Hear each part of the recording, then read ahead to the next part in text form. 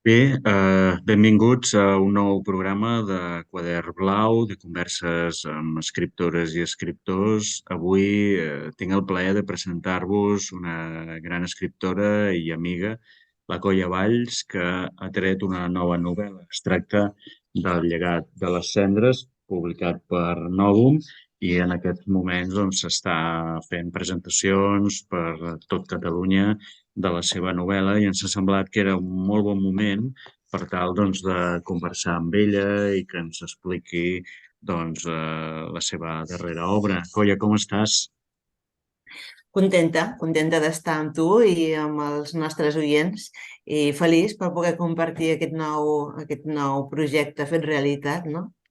Que bé, que bé. Colla, mira, en el nostre programa ens agrada encetar les converses anant una miqueta al passat, als orígens. Tu quan vas començar a escriure? Escriure, que no és el mateix que publicar, si em demanes escriure des de que recordo.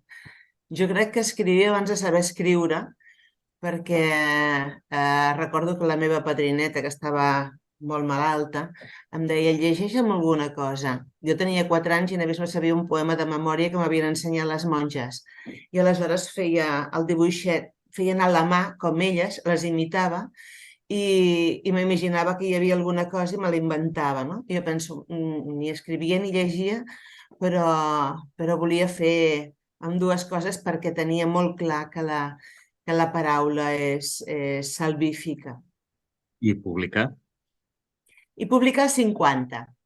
Als 50 és una data esplèndida, tens molta experiència de vida i si t'hi has posat seriosament ja saps com fer-ho per escriure-ho. Havia escrit molta prosa poètica, jo vinc de Marisa Madier i fragments, però una novel·la que t'he d'explicar tu ja és una altra cosa i necessita una arquitectura molt més sòlida, molt més temps per construir aquests fonaments i molt de temps de concentració. I en aquesta edat vaig considerar que tenia el temps que mereixia, vaig tenir molta sort, perquè la meva primera novel·la va ser guardonada amb el Néstor Luján de novel·la històrica i em va donar la possibilitat de visibilitzar-me i de que una bona editorial em fes confiança i després m'ho he hagut de treballar. Ja ho saps, sempre és com si fos la primera vegada, és curiosíssim. I a part, ets una dona de teatre, també. T'agrada molt el teatre. Actriu, Sí, rapsoda. sí, soc un cul de mal seient. Tinc aquí al meu costat una novel·la que em sembla que t'estimes molt, que és El Mercader, i que bé, és interessant comentar-la perquè d'alguna manera també ens ajudarà a introduir el llegat de les cendres, no? Sí, el Mercader el vaig escriure, va sortir publicada el 2012. És una novel·la, diguem que és la meva òpera prima, perquè es va traduir a diferents idiomes i en van fer moltíssimes edicions. I acabava amb la filla dels protagonistes, amb un moment àlgid, no? Era un final com a molt apologètic. Tu ja saps que això dels finals, cada història necessita el seu. I aquest era com una mica l'Alèxia, que és aquesta nena que jo vaig parir amb l'ajuda de la seva mare biològica, una nena que des dels inicis ja es veia venir que donaria què parlar. Quan acaba el Mercader, ella està com una mena de Scarlett O'Hara, allà dalt, a Petres Albes, amb 1348, Barcelona en carn viva, i ella una mica dient, juro per Déu que aquí els meus fills mai més passaran fam, no?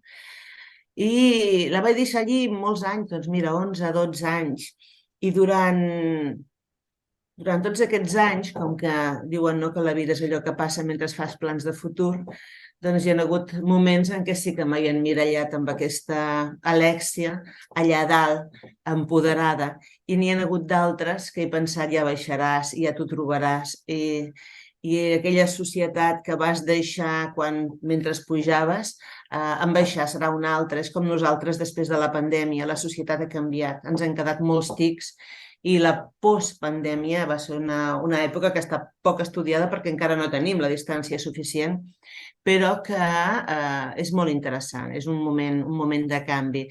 Per tant, aquesta Alèxia és la que capitaneja d'alguna manera aquest grup de dones resilients que en 1348, la pandèmia encara cueja, moren molta gent, la meitat de la població, homes, dones, nens, avis, però el preu a pagar és molt diferent. Si mor ella, és fàcilment substituïble per una esclava, estem parlant del segle XIV, l'esclavitud està perfectament legislada, contemplada i cap problema. Per una serventa, així, o per una vídua, que li dones l'oportunitat de tenir un altre sostre, però i si mor ell? Si mor ell, la dona que ha treballat conjuntament amb el seu marit a l'obrador, la teixidora que sap teixir des de que recorda, que s'ha criat entre els bastidors, li arrenquen els telers de la paret. No pot exercir el seu ofici. Ni el Ferrer Bassa pintava ell i el seu fill Arnau es moren a la pestilència, però la Blanca, la seva filla, havia de pintar forçosament. La seva dona havia de pintar perquè és així com funcionaven els obradors familiars. Se'ls nega qualsevol possibilitat. Doncs allò, pensem 6 dones i una nena, una esclava, la Romia, una monja de Sant Pere de Pueles, que en ell mateix ja és un monestir molt especial, que no depèn del bisbe, que depèn del papa, per tant no paguen els seus tributs al bisbe, per tant hi ha una rivalitat important, la filla d'un teixidor, la vídua d'un vidrier. Posem 6 dones molt diferents a nivell social, a nivell emocional, a nivell d'edat també, que es troben en aquesta situació i davant d'aquest buit de poder, perquè pensem que al segle XIV, amb la pestilència, va quedar un conseller al Consell de Cent. Pensen que potser poden revertir la situació. Les seves rebesàvies d'aquestes dones eren molt més lliures que elles. Al segle XI, les dones podien vendre una propietat particular, podien signar un document com una entitat física pròpia. A mesura que avança el dret romà, això els hi és negat. Ja no poden ser mesures testamentàries, no poden ni tan sols tutelar els seus propis fills amb un segon matrimoni. Elles no tenen res a perdre. Quan no tens res a perdre, amb ungles i dents, l'únic que fas és aferrar-te i pujar amunt, no? Aquesta és la història, és una història de reconstrucció individual i col·lectiva. Col·lectiva és important, perquè soles no ens en podem. Sols, les persones, ja parlo en femení de persones, no ens en sortirem. I cada vegada està més clar. No? És una història de sororitat, d'amor en el sentit més ampli de la paraula, d'amor a la vida, d'amor a l'art, perquè hi ha una història paral·lela del germà de l'Alèxia, que pensem que aquí estem a l'edat mitjana, però a Itàlia està en el Renaixement, d'anar de cap a la llum, d'anar a la recerca, seguint les petjades de Giotto, per tant, d'amor a l'art, d'amor a la vida, d'amor a la cultura. Aquest personatge importa l'àbac de l'escola d'àbac d'Itàlia, no? I d'amor en el sentit també de pell. Hi ha una història lèsbica a la novel·la que quan jo vaig entregar la novel·la, la meva editora em va dir colla, al segle XIV, vols dir? I li vaig posar sobre la taula uns quants estudis importants, tesis doctorals que parlaven de la sexualitat a l'edat mitjana en la dona, del lesbianisme en la dona, i li vaig posar damunt la taula un munt de denúncies fetes, buscades als arxius, als fitxers, denúncies fetes cap a aquest tipus de relacions entre dones, que cap d'ells va progressar. I el resultat, o sigui, el perquè de tot això és perquè la dona no importava res, ni tan sols el que pogués fer amb el seu cos, si no era acompanyada de la persona que portava en ella mateixa la llavor de la vida. L'Església no, així com amb ells els castigava en l'infern etern i la legislació els feia morir després de tormentar-los en públic, amb elles no hi havia cap problema, perquè no hi havia cap basament que impliqués doncs això, la llavor de la vida, que d'alguna manera es malbarata. No? Només érem contenidores, només som contenidores. No? I vaig pensar que era tan fort, fins i tot aquesta mena de menyspreu, no? que vaig voler posar aquesta història, que penso que està tractada amb molta exquisitesa, ja m'ho direu, però per poder explicar també això, que no érem res, que érem un zero a l'esquerra i que a partir d'aquí qualsevol cosa és possible si et vols, si vols no anar a la recerca ja de la igualtat, sinó de la justícia. No? Molt interessant això que comentes. M'ha cridat molt l'atenció aquest fet que has dit, que en el segle XIV la dona, depèn com tenia, menys drets que en el segle XI, simplement perquè s'ha legislat més, no? Sí, perquè a mesura que es va implantant el dret romà, es van retallant drets. No? Per tant, les rebesàvies d'aquestes dones eren dones molt més lliures a nivell legal. Podien executar testaments, etc, vendre, comprar. Clar, I això treballaven... Clar, un tret de les teves novel·les comú és aquest, és precisament aquesta mirada cap a l'apoderament femení, no? I com dones al llarg de la història doncs, fan front, no? A les seves vicissituds històriques, anant més enllà d'allò que el rol social els està permetent en aquell moment. Sí. De fet, aquí, en aquesta novel·la, hi ha un canvi de rol molt evident, perquè el mercader tenia un fill, diguem un fill natural i una filla natural. I el que hauria d'haver estat, no? La història ens diu que hauria d'estar de manera natural, és que la filla busqués un bon marit, perquè tenia una posició important, i que estructurés una altra família benestant al carrer Montcada de Barcelona, i ell es fes càrrec del negoci. Però és que en Narcís era una persona que des que era molt menut havia anat a l'obrador d'en Ferrer Bassa perquè volia ser pintor. Era un nen que bevia de l'art i tenia una mirada, una contemplació de cara a la bellesa molt més fina. Per això de vegades posar aquests atributs de sensibilitat a les dones o de força als homes, a mi això no m'agrada gens, perquè podem ser això i allò, tots ho som tot, no? Per tant, en aquest cas, cada un escull el seu destí. I en Narcís està clar, en Narcís va a la recerca de Giotto i està enamorat, no?, d'aquesta obra, i vol pintar com ell i vol entendre, i al canvi l'Alèxia vol ser una gran mercadera, no? Per tant, sí, és així. I després hi ha una nena, hi ha 6 dones i l'Anna, una nena petita. A les meves novel·les gairebé sempre hi ha nens, criatures, perquè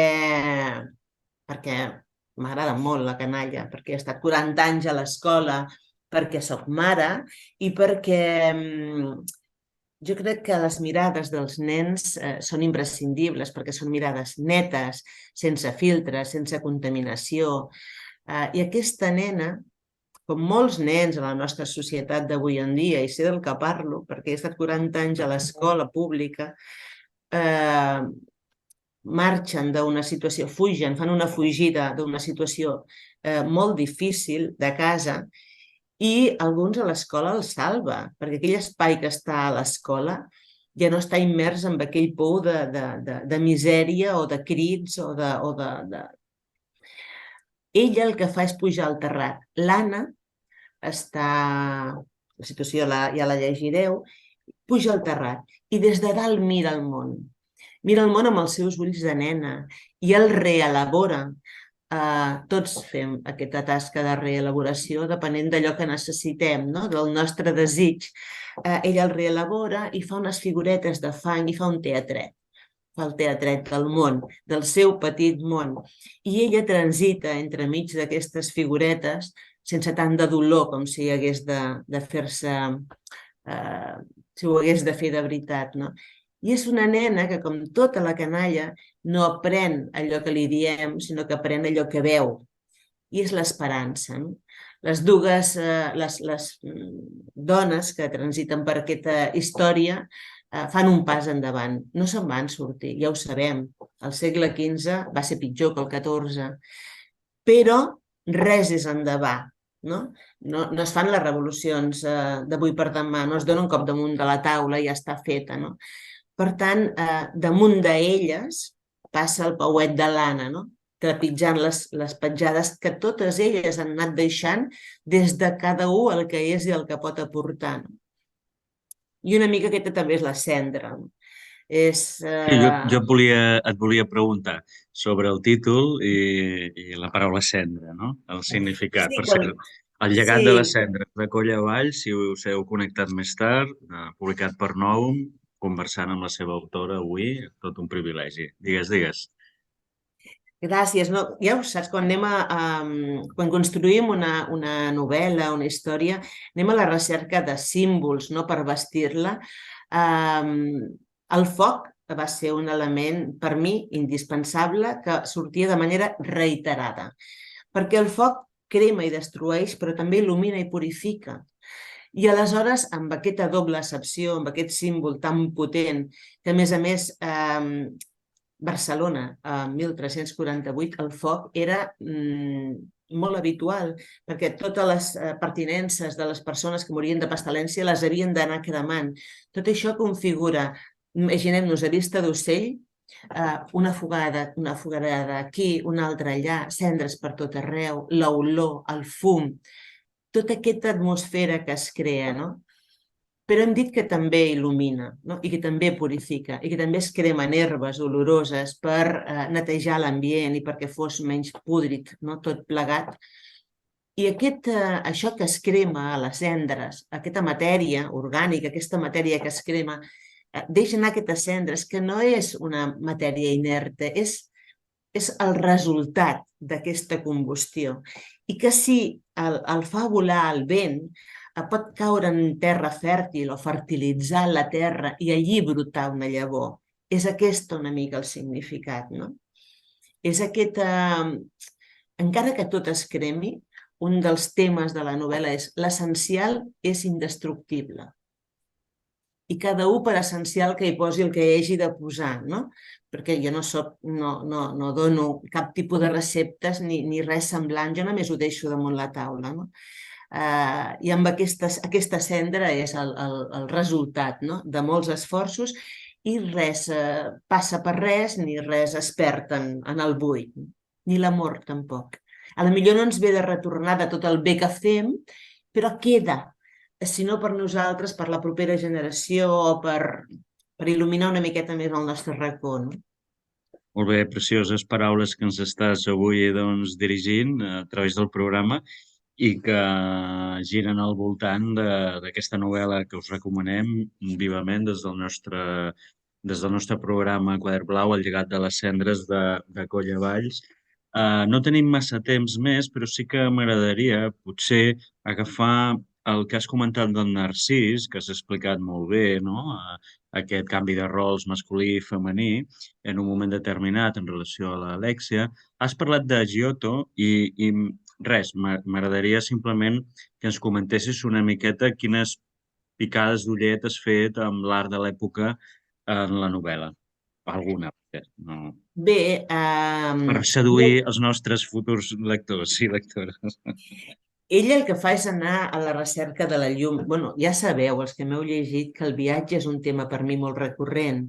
De vegades és el viatge físic, també, però sobretot és el viatge interior, no? Ella ha fet un viatge interior, aquest personatge en Narcís, des de fa molt de temps i s'ha reivindicat com a persona sensible des del gènere masculí, que aleshores encara era molt més complicat, no? I ha seguit en Ferrer Bassa, que està poc reivindicat, però va ser un gran mestre que va pintar també a les capelles de Pedralbes, no? Quan Ferrer Bassa se li acaba, ell diu: quin és el mestre de Ferrer Bassa? És el que fem tots o el que hem fet fins ara, no? Anar a les fonts, anar als mestres. I aleshores veu que Giotto no està al seu abast aquí, a Barcelona. I llavors segueix les passes del mestre per anar a la recerca d'aquesta llum que ja des d'Itàlia ens ve, però que aquí està molt esmortuïda encara. I ell és com si agafés un glob d'aquesta representació tan intensa que ja no, dels personatges, de que ja no són personatges plans, que ja comencen a expressar, no? I la vol portar, i també és un símbol, no? És a través de la pintura, a través de l'art, a través del fer, a través de l'estar. I aquí a Barcelona ell ajuda a fer, amb tot el que ha vist a Itàlia, ara n'hi diríem un coworking, ara n'hi diríem aquest espai compartit, en què per això està molt inventat, tot està molt inventat. Només anem buscant noms una mica més així, no? Que ens semblin com a novedosos, però haurem de tornar amb aquesta manera de fer, de dir, a veure, vols dir que cal que cada comunitat de veïns tinguem la nostra pròpia piscina, o vols dir que cal que hi hagi 3 ordinadors en una casa i 3 cotxes en una família de 2? Tornar a compartir, perquè en el compartir es generen altres sinergies. Quan tu saps, quan hi ha poesia i música, a l'art resultant no se suma, es multiplica, no? Quan hi ha paraula, amb el teatre, amb mímica, es multiplica, i amb l'escriptura. I neixen noves històries, no? Per tant, és una mica el que fa. Ell ve entusiasmat perquè té fam de llum, fam d'art, i llavors ve i intenta posar en solfa això. Per tant, no és una novel·la de dones, és una novel·la de tots plegats, no? I que cada un porta el que té. El que passa és que és una novel·la de sororitat, perquè és de justícia visibilitzar totes aquestes dones que en el seu moment no van tenir l'oportunitat, no? Molt bé, doncs, Colla, ha estat un gran plaer tenir-te en el programa. Ja sabeu, aquest estiu, El llegat de les cendres, de Colla Valls, que realment doncs, la Colla ens ha donat moltes pistes de lectura i ens ha seduït amb les teves paraules. Colla, moltíssimes gràcies i molta sort. Gràcies. Gràcies a tu, Vicenç, de veritat. Moltes gràcies.